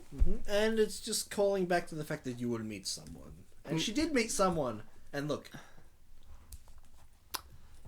These two. I'm looking. Part of me, This is the true message. thank you for of the film. looking. I part of me thought like her her thing hanging off the back of the car was like, the thing attached to her head hanging off the back of the car. I thought it was gonna like get caught in the exhaust pipe and like rip off her scalp, and I thought that would be amazing. But that's not a happy ending. It's Las Vegas. That's a happy ending. It's Las Vegas, baby. Let's spend American our money dream. and burn in hell. So We can only hope. that's the end of the film, pretty much. It's still riding. It's a very long ride to Yes. Las Vegas. And James Newen was inspired by this when he made Birdemic, that last shot. I'm inspired. All right, guys, it's time to have some final thoughts on this masterpiece. Mark, tell us your review and what you rate it. You want my review? Yeah. Alrighty. Well, I feel this is a profound historic masterpiece that resonates with the social anxieties of our era. It bridges the divide between the 12th and 21st centuries and succeeds in touching the heart of our contemporary social issues. It supports the very popular pro-feudalism trends of today. I feel like the most heartbreaking tragic scenes are those where the peasant swine rejects the goodness of his master and the treasured and ancient bonds of our culture.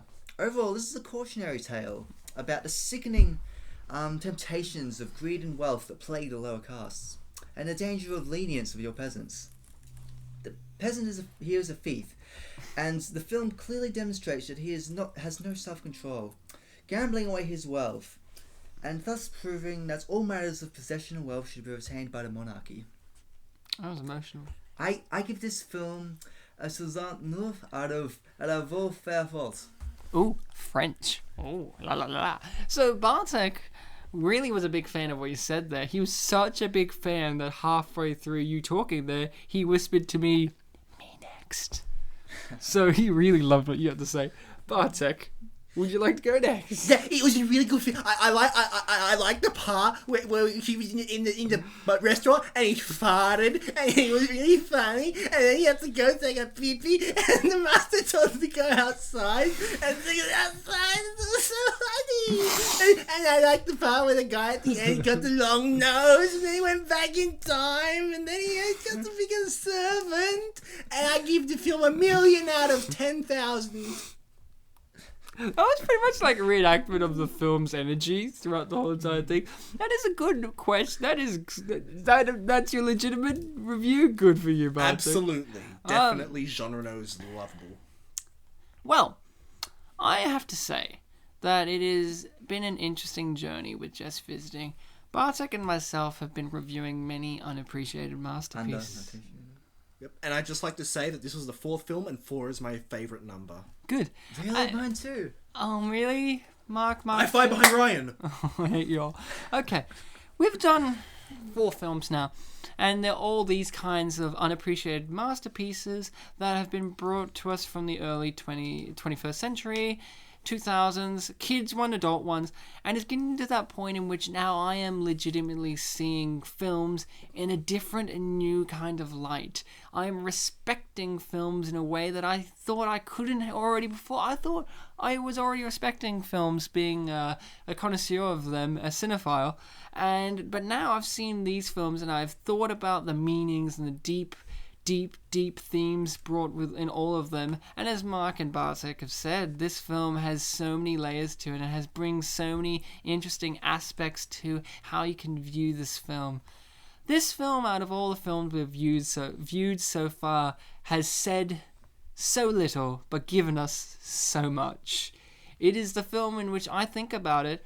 All I can think about is a blank canvas, and it allows us, the audience, to make our own adventure with what we are given, which is minimalism at its best. You can tell that this was originally a French film and made by the French, and a European film, because its emptiness and void of material in it just highlights European filmmaking. It shows us that not all films have to show and tell. Some of them can just tell, and some of them can just show, and some, like this one, can refuse to do either one.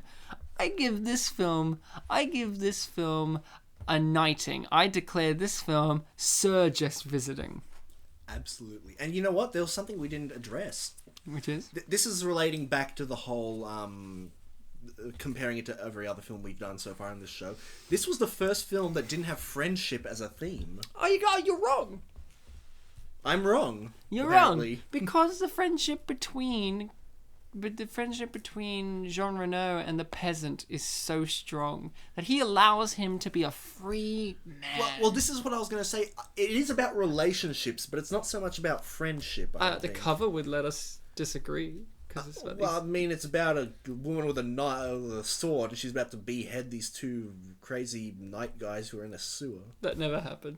Exactly. Well, Bartek, you do raise an interesting point. I will agree that this is probably the first film that isn't revolving around a central relationship between two friends. Yes. And I do appreciate that this film did do something different, which is it didn't rely too much on romance. I wouldn't say that this is a romantic movie Even necessarily. though all three characters did have a love interest by the end. No, but what I mean is it didn't dictate the storyline. What I mean That is... I agree with.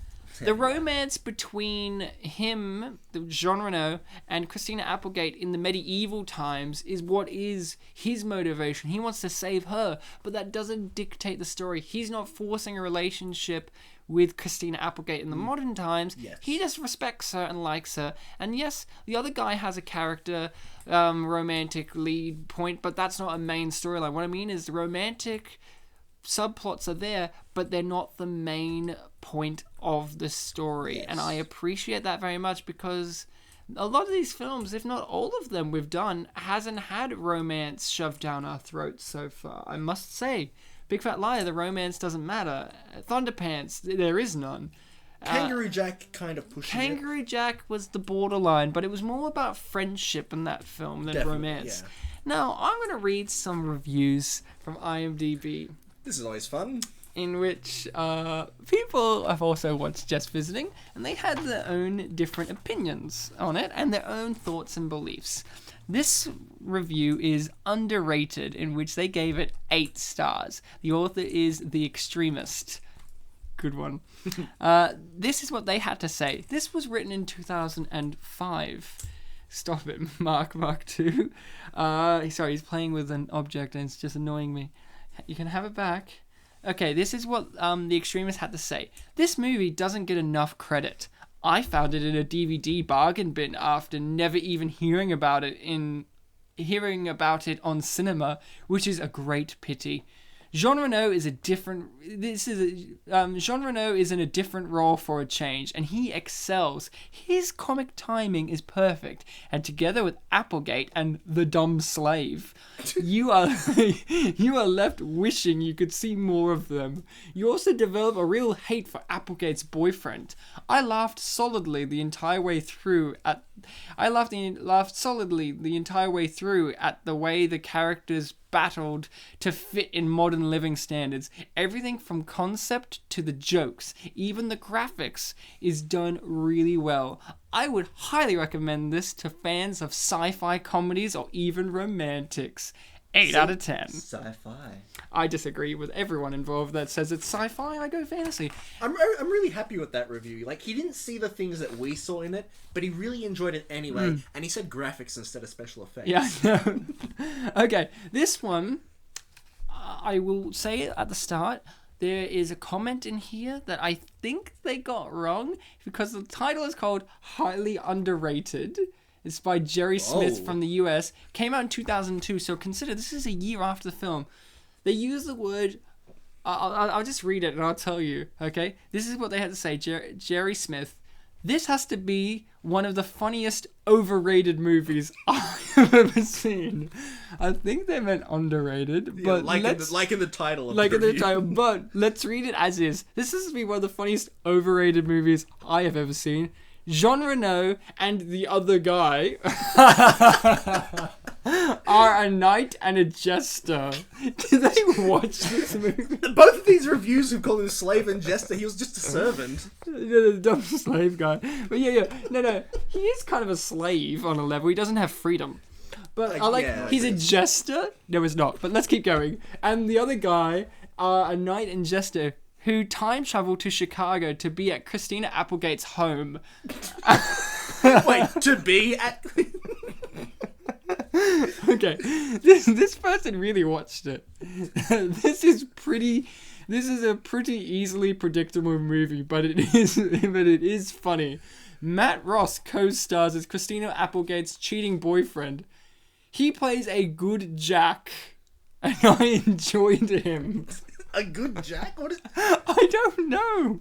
And they put like heaps of like what are these ones called again? I forget. Like those are asterisks. Yeah, he puts like 3 asterisks after that. So he goes, I liked him as a cheating boyfriend. He plays a good Jack. 3 asterisks after that. And I enjoyed him. Tara Reid also co-stars, but her part is very small, and it wouldn't hurt to see more of her.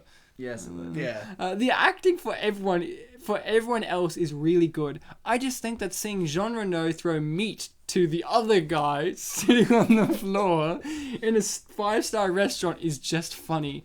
Overall, the movie was just great, and it is too bad that nobody really likes this. There's nothing unlikable about this movie. Rating 10 out of 10. Yep. 10 out of 10. See, this person gets it. This person understands, okay? This person has a understanding of how you understand these types of films. Okay, this one is what a delightful surprise by Susan S. Jorgensen from Burlington, CT in 2002. This is again 2002, so this film was freshly new to the public's mind. This is what she had to say. First, and I want to read it in what I imagine to be her kind of voice. Yes, First, I want to state that I'm not familiar with the original French film that preceded this American remake. That said, I was pleasantly surprised when my husband brought it home from the video store. I rolled my eyes and groaned, thinking that this was another adolescent boy humor film.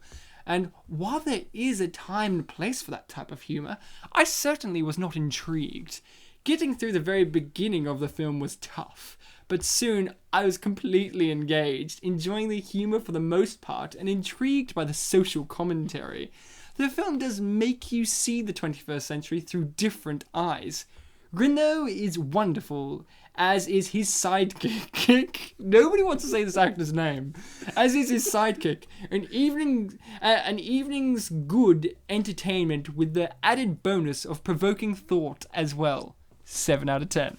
You know what's really funny is Jean Reno's character's name is harder to remember than Andre, I reckon.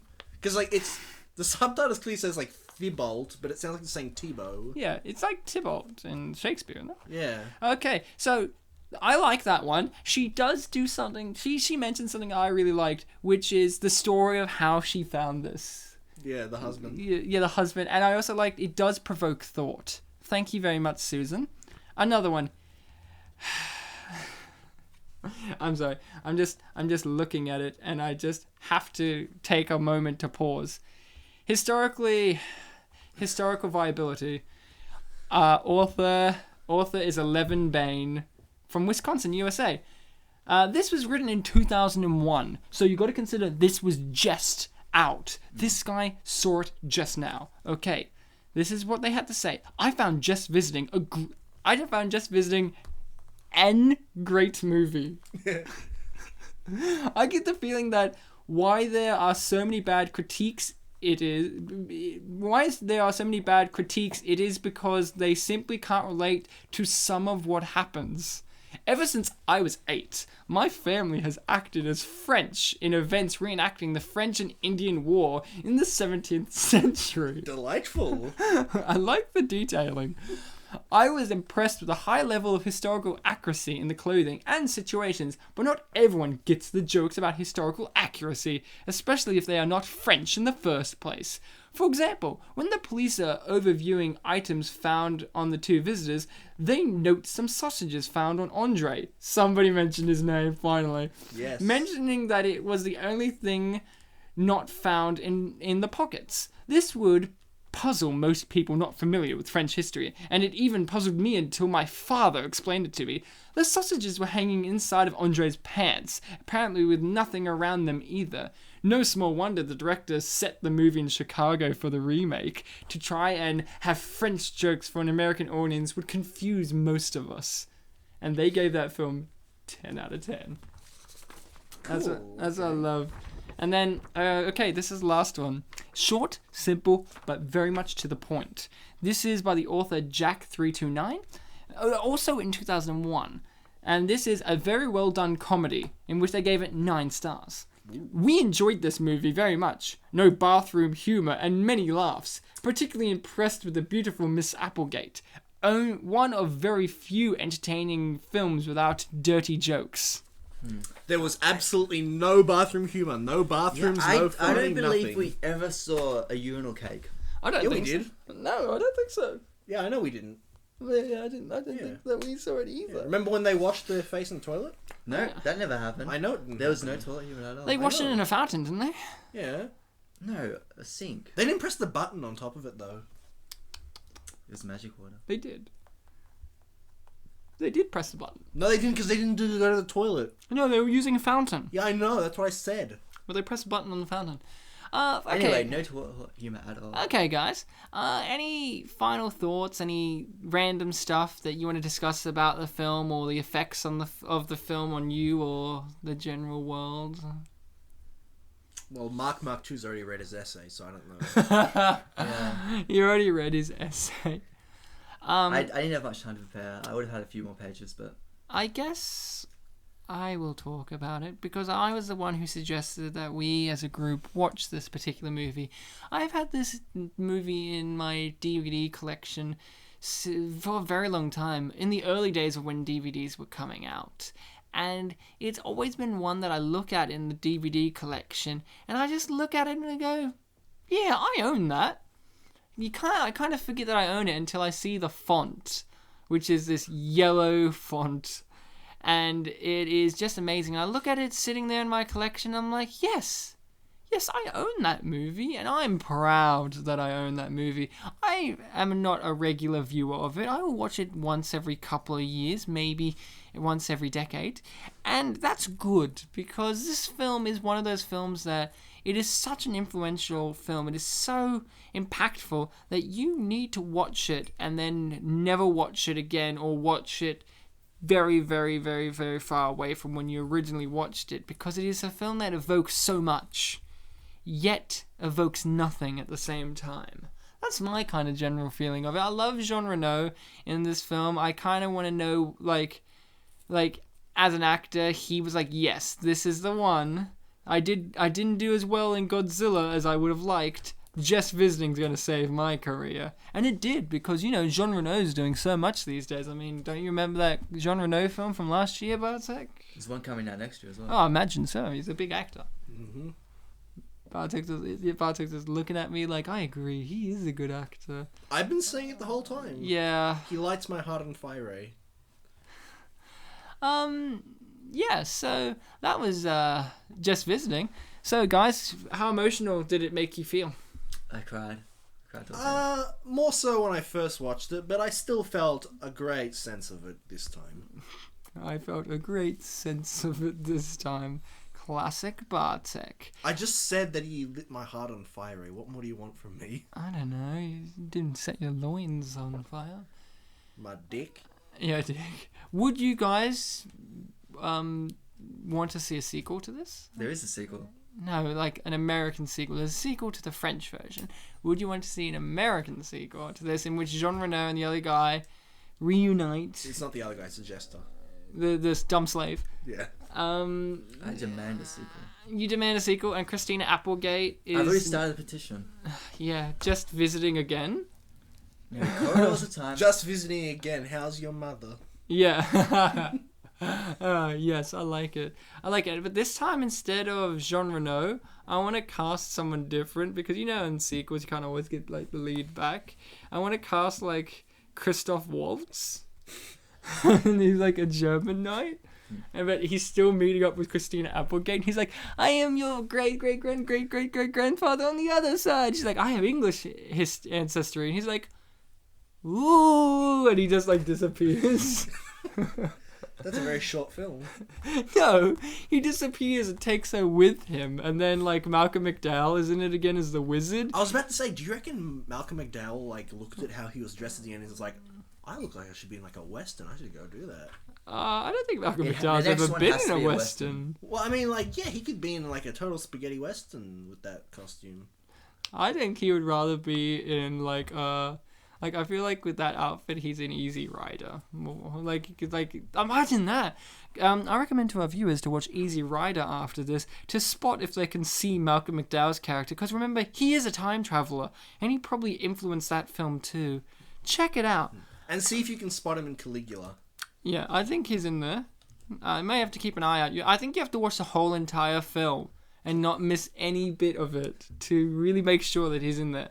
Mm-hmm. All right. Well, on the note of recommending other great films, yes, you've been listening to us here talking about Just Visiting on Spit and Polish's Unappreciated Masterpiece. Underappreciated masterpiece. All right. Unappreciated it is. Unappreciated masterpieces. It's been real fun talking about, Just Visiting, and I can't wait till the next time we get to talk about other great masterpieces of cinema. And we've got the whole social media stuff up and running now. We've got the Spit and Polish Presents Facebook page, and we're now linked to iTunes, which is exciting. And I've updated the Podbean page a little bit just as last night. So yeah, get clicking away, like this, like that. Suggest some movies if you have any, because I've been trying to get a list going of what kind of films, and it's always good to get some suggestions thrown our way. But I've been Ryan Sliwinski. I've been Bartek. I've been Mark 2. And the Mark 1 was here earlier, but we had to destroy him for his blasphemies. He malfunctioned. This is the second episode in a row that we've done where the person who starts as the guest isn't the guest at the end. That's because our real guests have been fake. I mean, is any of them real? That's the question. Are any of them real? I'm a synthesized are any of them will? I was doing the R sound, but then my lips touched, so it made a W sound. We get it, Bartek. You miss Will Brooks. If you guys miss Will Brooks too, listen to every podcast we've done to see if he's in there or gets a mention, because, it would be good if you listened to all of our material and actually, did it without falling asleep. That's something. Apparently people listen to this and they go to sleep. Why did you make fun of the way I speak, Ryan? I don't know, Will. My name is not Will, it's Bartek. Is Bartek. But yes, we have been Spit and Polish, and you guys have been wonderful, brilliant, great listening people. Leave comments on the page, please.